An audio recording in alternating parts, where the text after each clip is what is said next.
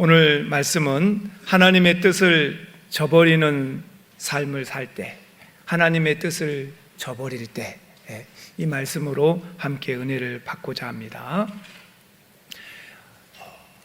아브라함을 하나님이 부르셨고, 아브라함이 약속의 땅 가나안에 들어왔다가 이삭을 남기고 죽게 되고, 이삭은 야곱을 낳게 되고, 야곱은 12아들을 낳게 되고, 그들을 데리고 애굽에 들어가서 430년을 보냅니다. 드디어 장정만 60만, 약 200만 명의 수가 되었을 때 하나님은 그들을 애굽에서 데리고 나오십니다. 모세가 광야에서 40년을 데리고 요단강 동편 모압 땅에서 마지막으로 이 땅에 들어가거든 이렇게 살아라 하고 모세가 설교하고, 모세는 느보산에서 죽게 됩니다. 그리고 여호수아가 백성을 끌고 들어가서 가나안을 절반 뚝 잘라서 전쟁을 하고 들어갑니다. 그리고 남쪽을 치고 북쪽을 쳐서 7년 동안의 가나안 땅을 다 차지하게 됩니다. 그리고 여호수아가 하나님의 은혜로 이제 너 전쟁 그만하고 땅을 다 분배해서 지파별로 나누어 줘 보려라. 그리고 그들이 자기 땅에서 나머지 일은 하게 해라. 그러면서 여호수아에게 쉼을 줍니다. 여호수아가 그 기간을 한 8년을 보내게 되고, 그래서 여호수아 나이 110세가 되었을 때, 가나안 땅에 와서 7년 전쟁 8년의 쉼, 110세가 되었을 때 하나님께서 여호수아를 불러가시게 됩니다. 여호수아가 죽고 그와 함께 했던 장로들이 다 죽고 나니까 이스라엘 백성들이, 한번 따라합시다. 속히 하나님을 떠났다. 속히 하나님을 떠나버렸어요. 그리고 그들이 이제 어떻게 살아갑니까? 하나님 없는 삶을 살아갑니다. 그러니 주변에서 쥐어 터지게 되죠. 여기저기서 나라를 침공하면 고통스러운 8년, 고통스러운 15년, 고통스러운 40년 고통을 겪게 됩니다. 그렇게 해서 7번의 대전쟁과 점령을 당하면서 이스라엘 백성은 400년이라는 사사시대를 끝내게 됩니다. 12명의 사사가 다 끝나고, 우리가 아는 것처럼 마지막에 삼손 사사들 보고 또 사무엘까지, 그러면서 드디어 왕정시대가 열리게 됩니다. 그 왕들이 나와서 동일 왕정에 사울 왕이 40년, 다윗이 40년, 그리고 솔로몬이 40년 이어지게 됩니다. 첫 번째 하나님이 세운 사울은 믿을만해서 하나님이 세워놨습니다. 근데 사울이 교만해서 하나님을 떠난, 자기가 마음대로 하려는 삶을 살아버립니다. 하나님은 그에게서 떠났고 다윗을 기름 부어서, 선지자를 보내 기름 부어 왕을 세웁니다. 하나님께서 다윗을 세웠다는 걸 알고 있으면서도 사울은 인정하지 않습니다. 그리고 사울은 남은 평생 동안 다윗을 죽이는 데에다가 모든 에너지를 쏟고 질투심으로 평생을 살아가게 됩니다. 다윗은 험난한 고생의 수고의 연속인 삶을 살았지요. 그러나 끝까지 다윗은 하나님께서 하실 때까지 자기의 손으로 원수를 갚지 않습니다. 사울이 블레셋이 쳐들어왔을 때 이제 이스라엘 골짜기에서 대접전을 치르게 됩니다. 근데 거기 전쟁에서 접전 가운데 밀리게 되니까 도망갈 수밖에 없었겠죠. 그래서 사울이 길보아로 도망을 갑니다. 그런데 하필이면 블레셋의 병사 하나가 쫓아와서 쏜 화살이 사울에게 맞아버려요. 그 사울 왕은 이제 죽게 되었는데 적의 손에 죽겠다는 말을 듣기가 싫어서 자기의 칼을 밑에다 세워두고 칼 위로 엎드러져서 자결을 내 죽게 됩니다. 그리고 이 전쟁에서 사울의 다른 아들들도 다 전사해서 죽게 됩니다. 이제 남은 건 이스보셋 하나 남았어요. 이 연약한 아들. 근데 사울의 군대 장관이 그 이스보셋을 왕으로 겉으로 세워놓고 자기 마음대로 통치하고 사는 거예요. 이 아브넬 자기 마음대로 한 겁니다.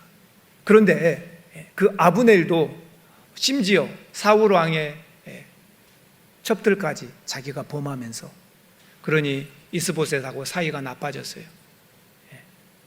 그러니 나라를 통째로 다윗에게 넘기려고 했고, 그러다가 아브넬을 장군은 죽습니다. 이스보셋의 부하들 중에 우리나라의 정세가 기울었구나 안 사람 하나가 이스보셋을 암살해서 죽여버립니다. 그러니 이제 이스라엘에는 왕이 없어져 버렸어요. 그래서 헤브론에서 왕하고 있는 7년 반 동안 왕하고 있는 다윗을 찾아가서 당신이 우리의 왕 되어 주십시오 요청을 하게 됩니다. 결국은 하나님의 뜻대로 다윗이 온 이스라엘을 다스리는 왕이 되었습니다. 다윗은 최선을 다해서 하나님의 뜻을 좇아서 수많은 적들을 물리치게 됩니다. 그리고 다윗이 최선을 다해서 주변의 블레셋 족속이나 모압이나 아람이나 하맛이나 에돔이나 암몬들 주변의 모두를 물리치고 대제국을 건설하면서 통일을 해가게 됩니다. 그리고 다윗이 전쟁에 계속 머무를 수 없도록 죽음의 위기가 있으니까 신하들이 제발 당신은 왕궁에 계십시오. 우리가 전쟁할 테니까. 당신이 죽으면 나라가 없어지는 겁니다. 그래서 다윗은 왕궁에 머무르고 계속해서 장군들을 보내서 점령을 하게 됩니다. 그러던 어느 날 다윗이 왕궁에서 해가 질 무렵쯤 저녁에 왕궁에서 옥상에 올라갔다가 어느 여인이 목욕하는 것을 발견하게 돼요. 근데 다윗이 완전히 영적으로 무장이 해지되어 있는 상태였기 때문에 그 들어오는 유혹을 물리칠 수가 없었다는 거죠. 오늘 저와 여러분이 명심하시기를 바랍니다. 우리가 영적으로 무장을 해제해버리면요, 우리 안에 들어온 유혹을 물리칠 수가 없어요. 왜 우리의 삶 속에 유혹이 없겠습니까? 예쁜 여자들을 보면은 왜 눈이 가지 않겠어요? 남자분들 예쁜 여자들 보면 다 눈이 가지요. 그 한 번 가는 거는 그렇다 쳐요. 그 다음에 거기서 끊어야 돼요. 거기서 끊어야 돼요. 예쁘구나. 못 참겠으면 그 다음 버스 정류장에서 내리세요. 내가 영적으로 무장이 해지돼 버리면 이 영적 싸움에서 밀리는 거예요. 다윗은 거기에 밀려버렸어요. 무장이 해지돼 있다가. 그래서 사람을 보내서 누군지 알아보라 그랬더니 우리아의 아내입니다. 우리아는 누구냐? 지금 왕의 신하로서 가서 전쟁 중에 있습니다. 그러는 거예요. 그래서 다윗이 유혹을 이기지 못하고 이 우리아의 아내를 데려다가 동침해버립니다. 기가 막힌 일을 해버렸어요. 이건 전혀 하나님의 뜻이 아니었어요. 그리고 그 뜻을 그걸 행위를 감추고 싶어서 또 우리아의 아내 밧세바가 임신을 해버렸네요. 이걸 감추고 싶어서 전쟁터에 있는 우리아를 불렀어요. 너 와서 좀 쉬어라. 고생이 많다. 너희 집에 들어가서 푹 쉬었다가 며칠 쉬었다 가거라. 근데 우리아는 얼마나 충심이 깊었던지, 우리 동료들은 전쟁터에서 싸우고 있는데 내가 나만 휴가 나와가지고 나만 집에 가서 내 아내하고 잠자리를 한다는 것은 말도 안 됩니다. 그러면서 군사들하고 같이 잠을 자고 집에를 안 들어가 버려요. 다윗의 계획은 수포로 돌아갔어요. 어떻게 하면 좋을까? 다윗이 편지를 써서 우리아에게 보냅니다. 가서 네 장군에게 주거라. 장군이 뜯어보니까 우리아를 전쟁이 제일 심각한 전쟁의 맨 선두에다 세우시오. 그리고 전쟁이 한참 치열해지거든 군대를 빼버리시오. 그들만 놔두고. 어쩌란 얘기예요? 죽여버리란 얘기예요. 다윗이 이 어마어마한 일을 저질렀어요. 자신에게 충성하는 이 충복을, 자기의 범죄를 가리기 위해서 더 큰 범죄를 저질러버린 거예요. 우리아는 죽었습니다. 그래서 다윗은 밧세바를 자연스럽게 자기 아내로 맞이하게 됩니다. 사랑하는 성도 여러분, 다윗의 이런 행동은 결코 하나님의 뜻을 따르는 일이 아니었습니다. 하나님의 뜻을 저버리는 행동이었어요. 말로 할 수 없는 죄를 저질러 버린 겁니다. 그래서 하나님은 나단 선지자를 보내서 다윗을 책망합니다. 하나님께서 심판을 내리고 그 심판을 선고합니다.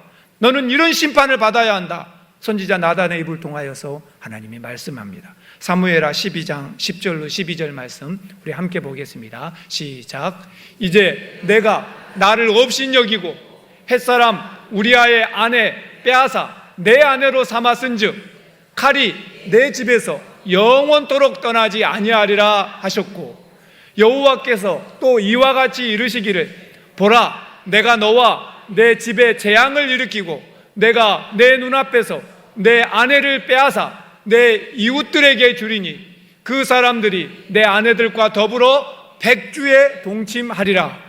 너는 은밀히 행하였으나 나는 온 이스라엘 앞에서 백주의 이 일을 행하리라 하셨나이다 하니. 와, 하나님이 나단 선지자를 통해서 다윗의 집에 임할 엄청난 재앙과 환난을, 심판을 선고해 버리십니다. 전쟁과 고난이 다윗의 가정에서 끊이지 않는다는 겁니다. 다윗의 집에서 반역이 일어난다는 겁니다. 다윗의 아내들과 잠자리를 하는 사람이 있다는 겁니다. 그 일은 실제로 이루어졌습니다. 다윗의 아들 압살롬이 반역을 일으켰습니다. 그리고 다윗은 신발도 신지 못하고 도망가야 했어요. 자신의 아들은 그 후궁들과 백주에 동침했습니다. 또 베냐민 지파의 사람 세바가 반역을 일으켰습니다. 다윗이 왕으로 있는 동안. 그뿐입니까? 3년 동안 심한 기근이 온 나라에 가뭄이 일었어요. 나라도 가뭄이 일고 자녀들도 그렇고 얼마나 기가 막힙니까? 하나님의 뜻대로 살아갈 때 하나님은 다윗에게 영원한 왕권을 약속하셨어요. 보장을 약속해 주셨어요. 주변의 모든 나라들이 두려워 떨고 어마어마한 대제국을 건설하게 해 주셨습니다. 그러나 하나님의 뜻을 저버린 삶을 살 때 비참한 어려움을 가정에, 국가에, 민족들에게 하나님은 주시겠다는 겁니다. 오늘 본문도 그 중에 하나입니다. 다윗 가정에 불어닥친 자녀들끼리 서로 죽이는, 고륙이 서로 죽이는, 서로 전쟁을 하는 비참한 모습을 보게 됩니다. 다윗에게는 장자 암논이 있거든요. 그리고 다윗의 둘째는 길르압입니다. 근데 길르압은 어려서 일찍이 죽어버려요. 그리고 다윗에게 셋째가 있는데 압살롬입니다. 암논과 압살롬은 서로 어머니가 달라요. 배다른 형제예요. 근데 이 셋째 압살롬이 큰 형이었던 암논과 더불어서 가운데 형 둘째는 죽어버렸으니까 이제는 왕위에 대한 쟁탈전이 벌어지는 거예요. 근데 무슨 일이 있었습니까? 그러던 가운데 압살롬 어머니 마아가가 그술의 왕 달메의 공주였는데 다윗에게 시집 왔어요. 그래서 압살롬도 낳고 압살롬의 여동생 다말도 낳았어요. 근데 다말이 너무나 빼어난 미모를 갖고 있어요. 그러니 배다른 형 첫째 암논이 다말이 너무 갖고 싶은 거야. 너무나도. 그래서 잔꾀를 부립니다. 아파서 꾀병을 부리고 들어 누워요. 다윗이 오지요. 다윗이 와서 아들 괜찮냐 하고 물어보니까 아버지, 내 여동생 다말이 떡을 만들어다 나한테 주면 그것 먹으면 나을 것 같습니다. 아버지가 명령을 내려서 좀 그렇게 해 주십시오. 다윗이 큰아들의 말을 듣고 그렇게 합니다. 그랬더니 그 여동생이 떡을 만들어 가지고 가져갑니다. 그랬더니 암놈이 뭐라 그럽니까? 다른 사람들은 다 나가 있어라. 자리를 물리고 나서 내가 침대에 누워 있을 테니까 거기 와서 먹여주라는 거예요. 그리고 침대로 왔을 때 덮쳐버립니다. 강간을 해버린 거예요. 몸부림을 치면서 그러지 마시라고, 아버지에게 왕에게 말하면 왕이 우리를 정식으로 결혼을 시켜줄 거라고, 아버지에게 말을 하자고 아무리 설득을 해도 암논이 들어주질 않아요. 그리고 강제로 겁탈을 해버립니다. 별처럼 빛났던 공주는 이제 비참한 모습이 되었어요. 채색 옷을 입고 그가 죄를 뒤집으시고 펑펑 웁니다. 그리고 오빠를 찾아갔으니 그 오빠 압살롬이 마음이 어떻겠어요?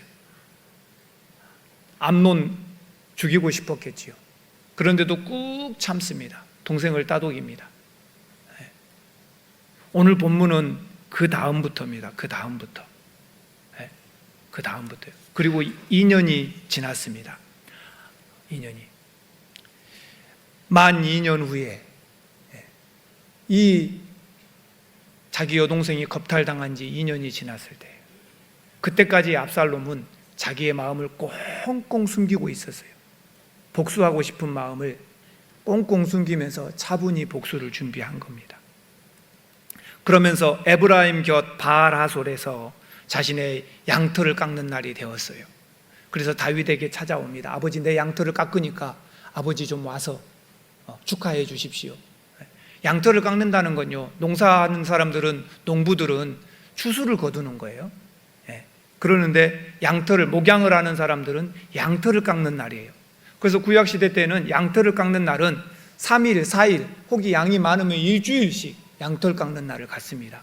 그리고 양들의 털을 다 깎아서 그것들을 내다 팔아서 수입을 삼는 거예요.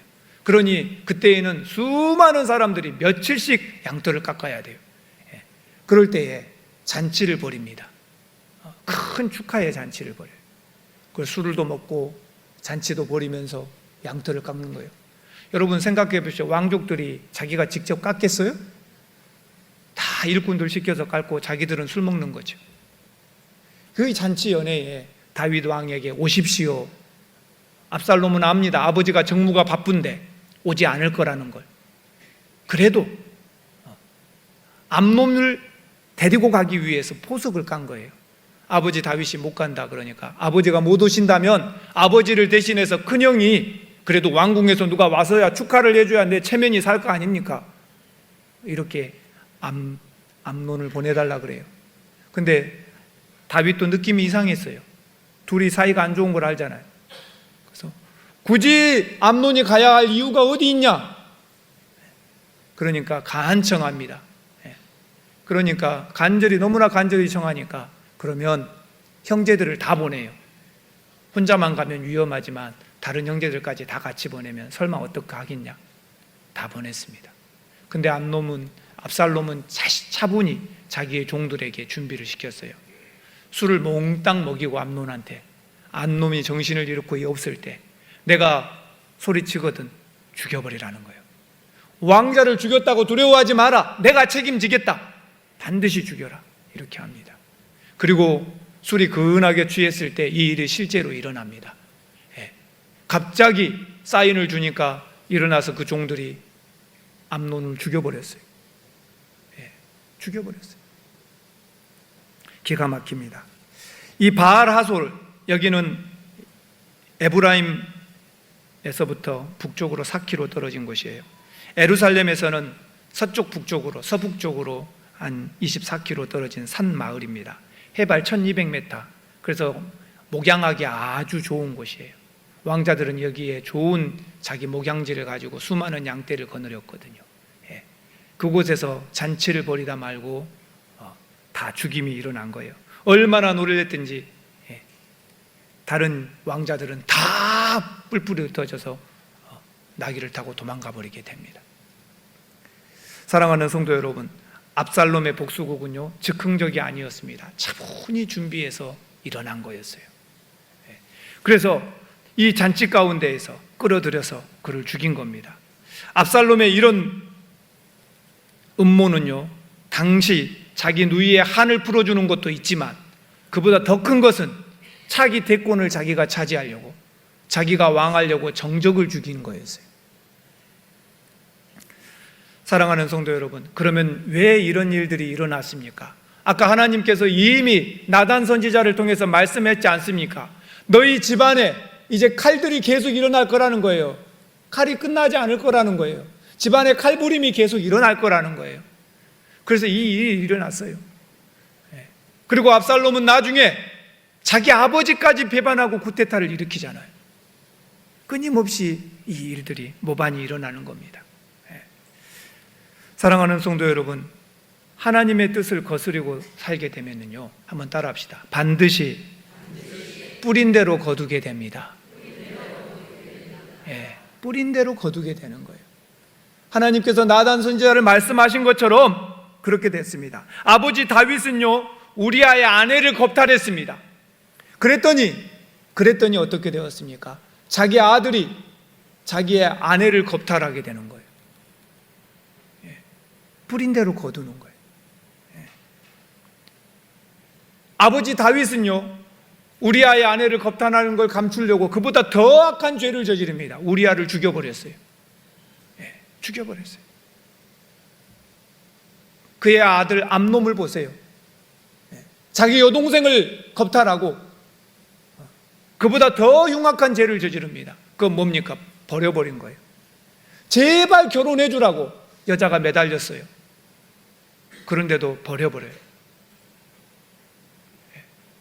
더 큰 죄를 저지릅니다. 아버지가 한 거, 다윗은 자기가 저지른 죄악을요 그대로 돌려받게 됩니다. 다윗이 실제로 암논이 이런 죄를 저질렀을 때 율법으로 다스려야 할 사람이거든요. 그런데 다윗은 율법으로 다스릴 수가 없었어요. 왜 못 다스립니까? 자기가 했던 일이거든요. 자기가 했던 똑같은 일을 자식이 했거든요. 그러니 어떻게 아버지로서 그를 다스려야 할 자격을 상실해 버렸습니다. 그러니 어떡합니까? 그러면 누가 왕자를 벌줄 수 있겠어요? 이 땅에서 유일하게 암놈을 벌줄 수 있는 유일한 사람은 다윗 왕뿐이었어요. 근데 그 유일하게 벌을 줄 수 있는 사람이 자기도 그런 짓을 저지른 사람이었기 때문에 아들이 너무나 잘 알고 있잖아요. 그러니 스스로가 벌 줄 수 있는 자격을 상실해 버린 거예요. 얼마나 기가 막힙니까? 다윗은 자기가 했던 대로 고스란히 돌려받게 되었습니다. 기가 막히죠. 큰아들 장자 암논은요 자신이 저지른 그 죄악 그것 때문에 압살롬에게 죽음을 당하게 됩니다. 또 압살롬은요 자기 형을 죽이게 되는 거예요. 집안이 봐보십시오. 아버지도 범죄자, 살인자, 큰아들도 강간자, 작은 아들도 살인자. 다윗이 하나님의 뜻을 저버리는 삶을 사니까 하나님 말씀대로 내가 너와 내 집에 재앙이 끊이지 않을 것이다. 그대로 이루어집니다. 다윗은 정말로 비참했을 것입니다. 암논의 삶에서 자신을 보았기 때문입니다. 자기 큰아들의 삶 속에서 자신을 보았기 때문입니다. 아, 이렇겠는가? 하나님 아버지의 마음을 느꼈겠죠. 내가 하나님 앞에 범죄를 지을 때 하나님이 이런 마음이 아프셨을까? 깨달았겠죠. 다윗은 정말로 비참했을 것입니다. 하나님의 뜻을 저버리고 살면은요, 저와 여러분이 명심해야 돼요. 한번 따라합시다. 뿌린 대로 거두게 됩니다. 하나님께서 우리를 이 땅에 보내실 때 그냥 보내신 게 아닙니다. 우리를 저 개미나 우리를 저 뱀이나 아니면 메뚜기 한 마리나 매미 한 마리나 이런 걸로 우리를 만드시지 않고 우리를 사람으로서 이 땅에 보내시고 하나님의 형상을 입어서 살게 하신 것은, 하나님을 알고 느끼고 경배하게 하신 것은 이렇게 우리를 만드신 이유가 있다는 거예요. 이 땅에 우리를 보내신 이유. 이사야 43장 21절 말씀처럼 이 내 백성은 내가 나를 위하여 지었나니 나의 찬송을 부르게 하려 하심이라. 하나님이 우리에게 사람으로 태어나고 하나님을 높이게 할 수 있는 이유는 하나님 찬송하고 경배하라고 우리를 이렇게 만들어 놓은 거란 거죠. 그러니 우리가 하나님의 그 뜻을 저버리는 삶을 살아서는 절대 안 되는 거예요. 저와 여러분이 명심해야 돼요. 내 남은 인생에 하나님이 나를 부르셔서 이 땅에 보내셔서 사람으로 살게 하신 이유가 어디에 있는가? 하나님 찬송하고 살라고. 이것이 우리의 존재의 목적이고 이유예요. 이거를 망각하고 그냥 되는 대로 살다가 죽지, 오늘 이렇게 그냥 살고 내일 또 그냥 그렇게 살고 이렇게 살아버리면 우리의 인생이 1년, 10년 쑥 지나가게 됩니다. 그리고 어느 날 우리가 깨닫게 될 거예요. 내가 뭐를 하고 살았는지. 아무것도 해놓은 것이 없다는 걸 깨닫게 될 거예요. 절대로 그러지 마시길 바랍니다. 하나님이 나에게 바라시는 게 있어요. 이 땅에 태어나서 그냥 살다가 자연사에서 죽는 게 아니라 하나님을 위해서 살아야 할 사명이 우리 모두에게 있다는 사실이에요. 그러니 그 사명을 찾으시고 그 뜻을 쫓아서 사는 삶을 사실 수 있기를 바랍니다. 다윗이 하나님의 뜻을 저버렸을 때 엄청난 고통을 겪게 돼요. 그대로 돌려받게 돼요. 자신이 한 대로 돌려받게 됩니다. 두 번째는요, 하나님의 뜻을 저버리면 어떻게 될까? 한번 따라합시다. 내 주변의 사람들까지 고통을 받습니다. 이 암논을 보십시오. 압살롬 보십시오. 자신들의 종들에게 명령을 내려서 암논을 죽이라 그럽니다. 그래서 죽였습니다. 기가 막히죠. 다윗이 소식을 들어보니까 잘못된 정보가 들어왔어요. 암놈은 죽고 나머지 형제들은 다 도망하였는데 그 도망간 길에서 쫓아가서 다 죽여버렸다는 거예요. 이 소식을 들으니까 다윗이 얼마나 기가 막혀요. 그 왕궁에서 이 소식을 듣고 자기 옷을, 왕복을 막 다 벅벅 찢어버립니다. 다 찢어버려요. 네. 여러분, 자식이 한 명만 죽어도 기가 막히잖아요. 자식이 한 명만 죽어도 기가 막혀요. 네. 부모가 죽어버린 혼자 있는 아이들을 우리가 뭐라 그럽니까? 고아라고 불러요. 네. 고아 그러면 다 알아요. 아, 부모가 죽고 혼자 사는구나. 네. 남편이 죽고 의지할 데가 없는 여자를 뭐라 부릅니까? 과부라고 부르죠. 아, 다 알아요. 과부 그러면 아, 저 사람은 남편이 죽어버렸구나. 힘들겠구나. 다 알아요. 근데 부를 말이 없는 게 있어요. 자식이 먼저 죽어버린 거. 자식을 먼저 죽어버린 사람 뭐라 불러요? 거기에는 말이 없어요. 이름을 못 붙여요. 여러분, 왜 이름이 없을까요? 그렇게라도 부르지 마라 그 말이에요.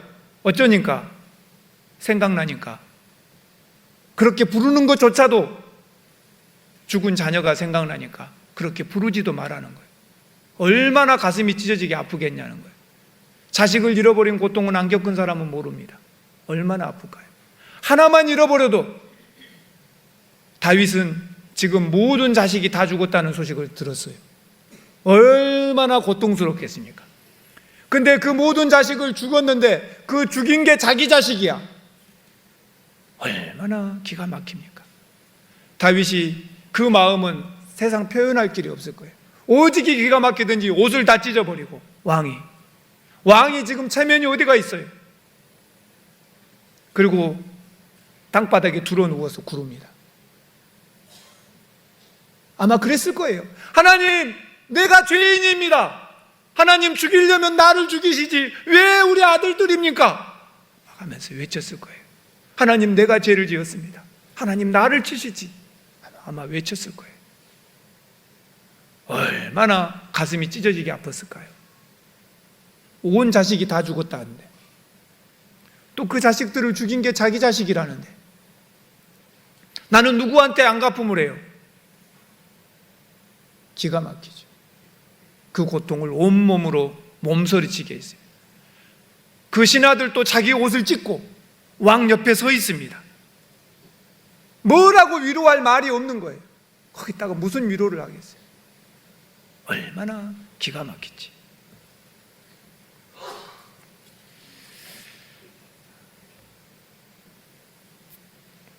사랑하는 성도 여러분, 우리가 하나님의 뜻을 저버리고 살면은요, 그럴 때마다 우리가 이렇게 위안합니다. 이것이 나와 우리 가족의 행복이라고. 때로는 이것이 나의 행복 때문에 이런 결정을 하고, 때로는 어떤 때는 우리 가족의 행복을 위해서 내가 이 결정을 합니다.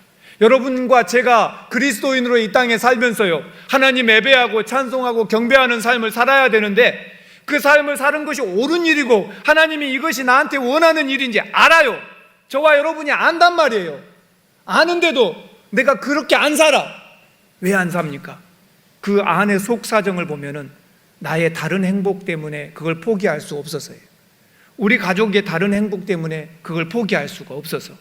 그래서 하나님의 뜻인지 알면서도 우리는 그것을 저버려요.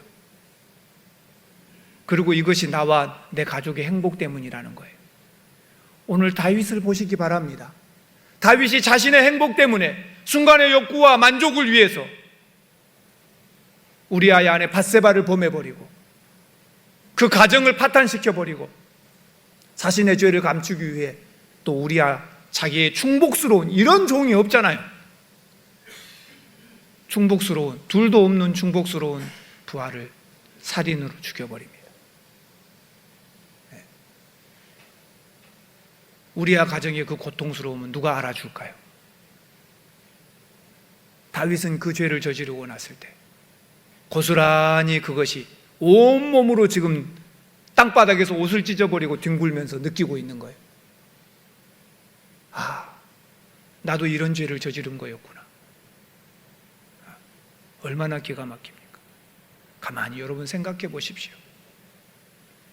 내가 하나님의 뜻을 저버리고 살면 내 가족과 행복, 나의 행복, 내 가족의 행복 때문에 그런 선택을 했어요. 그러나 결과적으로 다윗 보십시오. 자신이 행복합니까? 그러면 자기 가족이 행복합니까? 얼마나 비참해졌습니까? 다윗의 잘못 때문에, 다윗이 하나님을 저버리는 삶을 살았기 때문에 자신도 비참했습니다. 자기 아들들도 비참했습니다. 자기 딸도 비참했습니다. 자신의 부하들도 비참했습니다. 모두가 힘들어하는 삶을 만들어버리고 말았어요. 모두가 힘들어하는 삶. 다윗의 잘못 하나 때문에 하나님의 뜻을 저버리는 삶을 살면은요, 저와 여러분 우리 모두가 다 힘들어질 수밖에 없다는 사실을 받아들이시길 바랍니다. 예, 우리가 받아들이셔야 돼요. 이거는 내 뜻이 아니고 하나님의 뜻이에요. 하나님은 우리에게 분명한 뜻을 갖고 계셔요. 받아들이셔야 돼요. 우리가 거부한다고 해서 이게 나에게 오지 않는 일이 아닙니다. 이건 하나님의 뜻이니까 그냥 우리는 순응하고 따라가는 거예요. 여러분, 한강이 쫙 흐르는데 누가 하나 입김을 붑니다. 한강이 거꾸로 올라가라고 막 입김을 부르면 한강이 방향이 바뀌어서 거꾸로 올라갑니까? 안 되는 거예요. 하나님께서 역사하시는 것을 내가 막을 수 없는 거예요. 우리는 하나님의 뜻에 맡겨서 살아야 되는 거예요. 그러면 하나님의 뜻이 어디 있는지 알아서 그 뜻대로 우리를 맡기고 하나님의 뜻을 저버리지 않고 사실 수 있기를 바랍니다. 우리는 그리스도인이에요. 그리스도인들은요, 나 홀몸으로 나 혼자 살라고 하나님이 보내신 게 아닙니다. 우리를 먼저 부르셔서 내게 소명을 주셔서 하나님을 믿게 한 데에는 다 이유가 있는 거예요. 하나님의 뜻을 보이고 세상에 먼저 보이고 하나님이 이렇게 우리를 사랑한다는 걸 보이고 살라는 거예요. 우리는 그 사명을 받았어요. 그래서 세상 가운데 빛과 소금으로 살아내고 세상 가운데 섬기고 나누고 베풀고 이 삶을 우리가 살아내야 되는 거예요. 하나님의 뜻이 여기 있는 것처럼, 여기 있는 것처럼. 제가 깜빡 잊어버렸는데 어젯밤 꿈이 생각이 나네요. 어젯밤 꿈에, 실제가 아닙니다. 어젯밤 제가 잠자다 꾼 꿈에, 모르겠어요, 어떤 관공서에 가서 제가 우리 성도들 몇 명을 데리고 가서 막 열심히 봉사한다고 컴퓨터도 두드리고 뭐를 막 해줬어요. 그랬는데 그 관공서에 제일 예를 들어서 면사무소 같은 면사무소 제일 높은 사람이 와가지고 성질을 푸럭 내면서 당신이 그 목사야 막 그러시는 거예요. 왜 그러냐 그러니까 당신이 방송부들한테 뭐 이렇게 하라고 했다며 막 그러는 거예요. 그래서 내가 아니 나는 조금 더 잘 만들어 보려고 도와주러 왔기 때문에 이러라 저렇게 해라 가르쳐 준 것 뿐인데, 꿈속에서 내가 나는 당신들을 도와주러 온 것인데 당신들이 이렇게 우리한테 반감을 갖고 있고 우리가 당신의 직장을 뺏으려는 것도 아니고 우리가 당신들의 일자리를 뺏으려는 것도 아닌데 우리를 그렇게 봤다면 너무나 미안합니다. 죄송합니다. 당신들이 그런 마음을 갖고 있는지 몰랐습니다. 그리고 제가 엎드려서 절을 했어요. 용서해 주라고. 그리고 우리가 떠나겠다고. 그러고 꿈을 깼는데 제가 설교 때 이 생각이 지금 갑자기 떠오르는 거예요. 어쩌면 우리 그리스도인들이 세상 속에서 살아갈 때 우리는 우리의 나름대로 살아간다고 한다 할지라도 세상 사람들이 우리를 바라볼 때는 예수 믿는 사람들 또 그리스도인들이 어떻게 사는가 다 볼 거란 말이에요. 그러면서 자기들 기준으로 우리를 난도질하고 그럴 거란 말이에요. 우리는 어떻게 살아야 할까요? 녹록지가 않습니다. 저와 여러분은 부지런히 그리스도인으로서 빛과 소금으로 살아내고 섬기고 나누고 베푸는 삶을 사실 수 있기를 바랍니다. 이것이 우리의 삶이에요. 이렇게 살지 못하면 우리는요, 그리스도인은 우리 주변이 행복해야 돼요. 나만 행복한 삶이 아니라 우리 주변을 행복하게 만들어야 돼요. 그러기 위해서 우리는 어떻게 살아야겠는가? 다윗의 주변이 지금 행복합니까? 아니잖아요. 다윗의 주변까지도 얼마나 힘든지 몰라요. 그래서 두말할 것도 없어요. 하나님의 뜻을 저버리지 않고 하나님의 뜻 안에서 우리가 부지런히 살아가면 내 주변까지 행복해집니다. 명심하셔야 돼요. 이건 내 뜻이 아니고 하나님의 말씀이에요. 우리가 하나님 뜻대로 살아야 돼요. 하나님의 뜻을 저버리지 않고 살면 우리는 서로에게 감동을 주는 삶을 살 수 있습니다. 함께 가는 삶을 살아야 합니다. 어느 시골 마을에 브레인 튜머라는 병을 앓고 있는 아이 하나가 있습니다. 15살짜리 소년. 이거는 뇌종양 같은 병이에요. 그래서 방사선 치료를 해줘야 되는 거예요. 이 소년이 수술을 마치고 방사선 치료를 했을 때 머리카락이 다 빠져버렸어요. 그리고 어느 정도 애가 이제 병이 나아가면서 학교 갈 수 있는 때가 되었어요. 그가 다시 학교로 돌아온다는 소문이 반에 쫙 퍼졌습니다. 내일이면 친구가 학교에 온대. 근데 그날 저녁에 친구들이 다 전화를 돌렸어요. 자기 반 친구 20명한테 전화를 돌린 거예요. 다음날 아침 그가 학교에 갔고 머리는 밀고 없습니다. 누가 쳐다볼까 볼까 봐서 얼마나 조마조마하겠어요. 누가 뭐라 할까 봐서 모자도 뒤집어 쓰고 갔겠지요. 근데 선생님이 강단에 들어가자 깜짝 놀랐어요. 왜 그런 거 했더니 그 반에 20명 아이들이 다 머리를 밀고 온 거예요. 그 한 명의 친구를 위해서. 그 친구가 마음 상하지 말라고 다 머리를 밀고 온 거예요. 그날 21명이 머리를 민 아이들을 바라보는 교사가 울었습니다. 선생님이 울었어요. 학생들이 또 같이 웁니다. 그날 그들은 수업을 못했어요. 그러나 세상에서 제일 귀한 수업을 받았어요. 어떻게 살아야 한다는 거. 어떻게 살아야 한다는 거. 남들에게 감동을 주는 삶을 살라는 거예요. 남들의 마음을 좀 헤아려주는 삶을 살라는 거예요. 내 친구가 얼마나 가슴 아플지 좀 느끼라는 거예요. 나만 생각하지 말라는 거예요. 내 삶을 깎고 내 돈을 깎고 내 시간을 깎고 나만의 행복을 좀 깎아서 다른 사람을 행복하게 해주는 것이 얼마나 큰 행복으로 돌아온다는 걸 알라는 거예요. 아이들은 그날 진하게 배웠어요. 이렇게 사는 거구나. 사랑하는 성도 여러분, 우리는 그리스도인입니다. 어떻게 사시렵니까? 우리가 하나님의 뜻을 저버리지 않고 내 이웃을 내 몸과 같이 사랑하고 진짜 산다면 수많은 생명에게 섬기고 나누고 베풀고 감동을 주고 살려고 하면 반드시 하나님이 역사하시고 저와 여러분의 가정에 또 교회에 은혜와 축복이 임할 것을 믿으시길 바랍니다. 기도하겠습니다. 하나님 감사합니다. 하나님의 뜻을 저버리지 않고 살기를 간절히 원합니다. 오늘 우리의 삶이 주신 말씀처럼 살더라고 다짐하고 또 다짐하게 하여 주시옵시고 하나님의 백성답게 살 수 있도록 역사하여 주시옵소서. 감사하며 예수님의 이름으로 기도합니다.